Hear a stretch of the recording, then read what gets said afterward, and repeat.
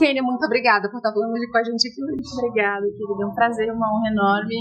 Como eu falei lá dentro, é só uma questão de propósito, né? Sim. Eu escolho aonde eu vou falar, não é por pedância ou por querer classificar ninguém, não é isso. É muito uma questão de missão. Eu vou onde eu sei que eu vou tocar alguma alma, vou mudar alguma vida, eu vou ajudar a realizar algum sonho. Então, o meu propósito é esse. E eu fico muito feliz porque, de fato, onde eu vou, só acontecem coisas boas, tudo se encaixa, tudo dá certo. Então, obrigada por estar aqui também. Legal, obrigada, Kênia.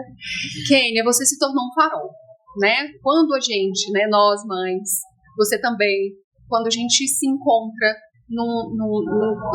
numa forma obscura da nossa cabeça, que a gente não sabe o que fazer e para onde ir, você se tornou um farol trazendo informação. Que linda, obrigada. E isso se tornou missão? Sim, com certeza. A minha vida é uma missão, assim, há muito tempo, por isso que eu tava falando antes, né? Eu não vou em qualquer lugar, é por isso. É porque, assim, a gente sabe, todo mundo precisa de dinheiro, todo mundo precisa da profissão, mas a questão da missão, independente se o evento é pago ou não é pago, é o que eu te falo, se eu puder tocar uma alma, se eu puder mudar uma história, então sim, é missão a minha vida toda. Os meus pacientes, as pessoas com quem eu tenho contato, eu entendo como missão, sim. Legal. Kênia, como foi essa caminhada? Conta um pouquinho da sua história, de como é que foi essa caminhada, até se tornar farol pra gente. Então, eu tive diagnóstico de autismo muito criança, né? Eu tinha 9 anos, resumidamente, claro, né? Mas assim, vivia numa situação de pobreza extrema, né? Naquela época, lá nos anos 90, não tinha diagnóstico de autismo, e o autismo era considerado uma doença mental, né? Sim. Então, assim, quando eu recebi o diagnóstico, a minha mãe ia em as escolas chamavam a minha mãe quando percebiam que eu não falava, que eu não interagia, e aí a minha mãe acabava trocando de escola, porque naquela época não tinha direito, não tinha lei. Sim. E aí, se você falasse que você era autista, eles mandavam pra casa e estava tudo certo, né? Então foi muita luta, muita dor, muitas dificuldades, muitas quedas, mas eu sempre acreditei no propósito. Eu sempre pensei assim, eu acredito muito que não existe acaso, não acredito em castigo, eu acredito em missão. Sim. Eu nunca me vi como uma vítima que estava ali para sofrer. Sim. Eu vi como alguém que em algum momento poderia inspirar pessoas. Então, assim, de uns 10, 12 anos para cá, eu comecei a falar sobre autismo, legal, fazer meu acolhimento de mães e chegar até aqui. Legal.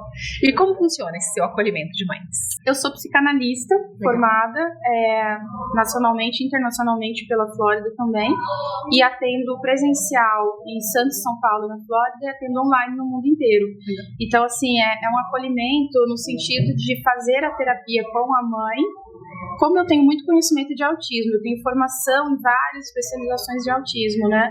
Eu acabo fazendo junto uma orientação parental. Então, eu consigo rastrear exatamente o que aquela criança precisa para se desenvolver, quais os melhores tratamentos, quais os melhores médicos, e acolher a mãe no sentido dela entender que sim, o diagnóstico dói muito, e ela precisa passar por essa dor para ela conseguir depois transformar em força. Então, eu trabalho muito isso, mostrando para as mães, tanto elas quanto os filhos, principalmente os filhos, eles podem ter o diagnóstico de autismo, só que existe ali um ser humano, antes de tudo, cheio de sonhos, medos, desejos, traumas, bloqueios, e que precisam ser descobertos e respeitados, porque quando você entrega para a pessoa o autoconhecimento, a personalidade, o individualismo, ela se torna forte para vencer as barreiras que aparecem, entende? Sim. Kênia, quais foram os maiores desafios assim, que você encontrou durante esses 12, 13 anos que você já se colocou à frente para falar sobre autismo? Eu acho que eu nunca tive. Eu sempre fui tão centrada, tão pés no chão, de entender no caminho, no propósito, que assim, os lugares que eu não pude ir, eu agradeci. Os lugares que eu fui, eu agradeci mais ainda. Então, para mim, cada porta fechada são 5 que se abrem. Legal. Então, eu não tenho, assim, não posso te dizer que eu tive barreira. Eu sempre fui muito bem recebida, graças a Deus. O que a gente sente ainda? A dificuldade da sociedade de entender um pouco mais sobre autismo e a mudança que houve ali no DSM de incluir todos no mesmo espectro trouxe uma confusão que eu acho que dificulta um pouco para a gente conseguir os direitos de fato das crianças que estão sofrendo mais num nível de suporte maior. Então, acho que a barreira maior seria essa mesmo, falar de autismo, mas junto falar da personalidade das pessoas. Acho que isso é um desafio. Kênia, e como foi chegar no cinema fazendo adaptação de cenários? Então, eu comecei trabalhando com o Marcos Mion na Comunidade Pro Autismo, que é um grupo no Facebook. Eu conheci primeiramente a Fátima Dequante, como eu falei na palestra, minha vida não existe sem ela, onde eu vou eu falo dela, uma luz na minha vida. Ela assim, acolhe, né? É uma pessoa incrível, ela realmente me adotou como uma filha do coração, me ajudou muito, me ajuda muito, assim, ela ainda é minha mentora, todos os dias eu falo com ela, mando mensagem, ela é uma pessoa assim que traz muita luz. E ele convidou ela para fazer parte da Comunidade Pro Autismo, para a gente fazer a moderação ali do grupo, né? Do que entra, do que não entra, de postagem e tal. E aí, ali eu conheci ele. Ele conhecendo, a gente tinha um grupo de WhatsApp onde a gente interagia. Eu, a Fátima, ele e os demais moderadores. A Carla estava junto também. Legal. A do Autismo Legal. E ali ele me conheceu e a gente acabou fazendo alguns trabalhos juntos. Eu fiz uma live com ele que viralizou na época. Depois a gente fez uma palestra junto pro TRT do Piauí. E aí ele entrou no cinema. Legal. Na verdade, antes ele tinha entrado para Netflix. Aí ele acabou não fechando o contrato com a Netflix, mas enquanto ele estava lá, ele indicou o meu nome para fazer adaptação de roteiros e tradução, linguagem adaptada para cegos autistas, que é a audiodescrição. Legal. E a partir daí fui fazendo cada vez mais trabalhos lá dentro da plataforma, e aí ele foi fazer o filme, que era o sonho da vida dele. Sim. E ele me convidou para fazer justamente a adaptação do roteiro, revisão, eu revisei todo o roteiro, orientei todo o elenco, fiz a adaptação do cenário, porque assim, tem muita coisa que quem é de fora imagina no autismo. Sim. Quando você entra, quando você tá dentro da luta, né, dentro de casa, todos os dias você vê, não, isso aqui não tem um contexto que faça sentido na casa de uma pessoa autista, né? Sim. Então sim. foi isso, assim, é muito legal, muito gratificante fazer isso. E olha só, você trouxe o seu olhar, a sua experiência pro mundo, né? Porque ali no cenário você já fala o que é o autismo, quais são as sensibilidades, o que é acessível, o que não é, o que vai chamar atenção, o que vai, de repente, ali causar um desconforto neles. Exato. Então, olha que trabalho incrível. Sim, e principalmente o que não falar, né?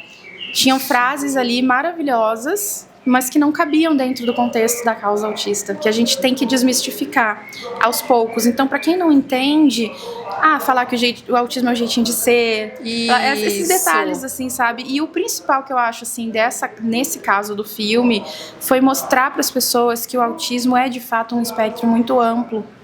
E que não existe um estereótipo autista. Existe aquele caso que é daquele jeito que pode servir de inspiração, mas que são todos diferentes. Acho que essa mensagem foi a principal missão nesse filme, sabe? Conseguir mostrar isso, como é na prática, né? Legal. E você falando e trazendo a palavra espectro, porque muitos acham que é tirar da gaveta e falar, olha, mãe, é assim, olha, vai ser assim para você, né, com o diagnóstico, e mãe vai ser assim com seu filho. E muitas vezes, quer dizer, não é assim que funciona. Não é assim que funciona. Então, até existem ainda profissionais que acreditam nisso, ou por falta de conhecimento, ou por acreditarem mesmo, mas é uma pena porque se perde muito tempo, né, de vida daquela criança, daquela família. Então, entender que, por mais que existam ali padrões, né, tratamentos que são excelentes e que não podem ficar sem, mas ainda assim eles precisam ser altamente estruturados e individualizados para cada caso, né? Sim, sim. E, Kênia, quais são os maiores mitos, assim, que você tem que, às vezes, perguntam pra você, você respira fundo e fala, calma, vou responder, né, pra não falar coisas, assim, ruins, né, uma resposta. Quais são os mitos, assim, ou coisas que você sempre se depara que você fala, olha, não é assim? Olha, como eu te falei, eu tenho tanta sorte de encontrar pessoas tão abertas sempre, mas quando acontece, assim, por exemplo, de falarem, né, que o Gui é doentinho, e eu digo, não é doença, né? Isso. Mas eu tenho muita paciência, muito amor para explicar, porque eu vejo que é uma falta de conhecimento mesmo, sabe? De gente falar assim, por exemplo, nossa, mas ele é muito inteligente, né? E eu digo, ele é inteligente dentro da inteligência dele. Isso. Que não existe uma métrica que você vá fazer para dizer, né, é super inteligente. Pode ser para muitas coisas e para outras não. Então, ou se tem uma falsa ideia de que é algo altamente comprometedor, que a pessoa não pode fazer nada, ou que é extremamente inteligente e que vai ganhar o mundo. E eu digo, não, eu sempre tento fazer o que eu fiz na palestra, é mostrar o lado ser humano. Isso. Né? Essa é a minha maior missão, e eu acho que o maior, como você falou, né, as perguntas que fazem, que tem que respirar. No início, quando ele era menor, era mais difícil. Porque aí tinha a ausência da fala, tinha os comportamentos repetitivos, você enxergava de longe, né? Sim. Então, assim, tinha muito preconceito. Eu acho que o que dói mais é o preconceito. É ver as mães tirando os filhos de perto, assim, grávida, que já se afastou de mim, por dizer assim, eu não quero contato com autista, eu não quero atrair isso pra minha vida. Então, assim, eu entendo, é a dor daquela pessoa, é o que ela conhece, é o que ela tem pra entregar, mas dói na gente mesmo sabendo, dói, né? Dói porque o preconceito e o julgamento que a gente sente é uma dor, assim, incalculável, porque a gente acaba que limita os espaços do nosso filho, porque a gente acha que incomoda o outro. Exato. Mas aí entra outra questão, que eu faço questão de ensinar pra ele. Ele tem que saber onde ele quer estar. Ótimo. Eu acho que é isso. A gente pode, sim, depender do outro para nos aceitar, porque a gente vive em sociedade. Mas antes de depender da aceitação do outro, eu preciso ter certeza de que eu quero estar lá. Eu quero estar lá ou a sociedade diz que eu preciso estar? Eu quero uma festa de aniversário ou a sociedade está acostumada com isso? Sim. Então eu trago muito isso pro Guilherme, e ele tá muito bem resolvido com relação a isso, sabe? De saber exatamente onde ele quer estar. Legal. E isso é uma fala muito importante, porque às vezes a gente coloca até os nossos filhos em situações que vai desregular de uma forma, né, isolada, e aí automaticamente desregula o ambiente inteiro. E aí a gente acaba que não, beleza, não vou nem na próxima, não saio mais. E às vezes a gente precisa respeitar o limite dessa criança. Às vezes ele não quer. Exato. E tá tudo bem, a gente não quer falar com todo mundo. E respeitar as outras crianças também, sabe? Uma coisa que eu acho muito importante, porque não é porque o meu filho é autista e que ele tem as dificuldades dele, que ele vai ter o direito de estragar a brincadeira de outras crianças. Eu penso muito nisso, assim. Então eu acredito muito em retirar do ambiente, regular, explicar para as crianças, porque as crianças elas não sabem. Sim. Explicar o que aconteceu e reintegrar de novo aos poucos, se não for possível naquele dia, em outro dia. Mas assim, eu digo sempre pro Guilherme, por mais que a gente lute por um mundo inclusivo, vamos lá, se a gente fretar um avião agora, tá? 250 poltronas, metade, 125 autistas, 125 neurotípico. Você acha que vai fazer a inclusão efetiva para todos os autistas que estão ali? Não. Um vai precisar correr para se regular, o outro vai precisar gritar, o outro precisa de silêncio. É o que eu digo pro Guilherme, a gente vive num mundo de troca. E pra gente conseguir o respeito que a gente precisa, primeiramente a gente precisa respeitar. A gente precisa se dedicar a conhecer o outro, a tocar a alma do outro efetivamente, pra depois conseguir o espaço que a gente tanto luta, né? Legal. Kênia, muito obrigada. Obrigada. E eu quero que você deixe uma mensagem pras mães de acolhimento. Tá bom. Então, mãe, se você tá me assistindo hoje e tá num momento de dor, de desespero, entende que muitas vezes a dor é justamente o que vai te tornar forte. E eu não tô falando pra você se apegar e se apoiar nisso, mas sim pra você sentir, processar essa dor e vencer seguindo em frente. Conta comigo que eu tô aqui. Kênia, fala sua rede social. @autismomake e @terapizou. Terapizou é minha rede nova, que eu coloquei ali informações exclusivas sobre saúde mental, Setembro Amarelo, ajuda das mães, porque eu acredito muito que a saúde mental, ela cura também o corpo. Então, vamos se ligar, gente. Pede socorro, não fica sozinha, tá bom? Legal. Obrigada, Kênia. Obrigada mesmo. Agradeço. Porque nós mães, quem tá assistindo também lá do outro lado, precisa desse apoio. E às vezes a rede de apoio tá do outro lado da tela. Exatamente. Né?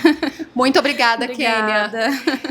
Gente, mais um aqui para tirar o fôlego. Muito obrigada, Kênia. E continuamos aqui no Congresso Mais Informação, Mais Inclusão, trazendo muito conteúdo e muita informação para vocês. Continuem aí.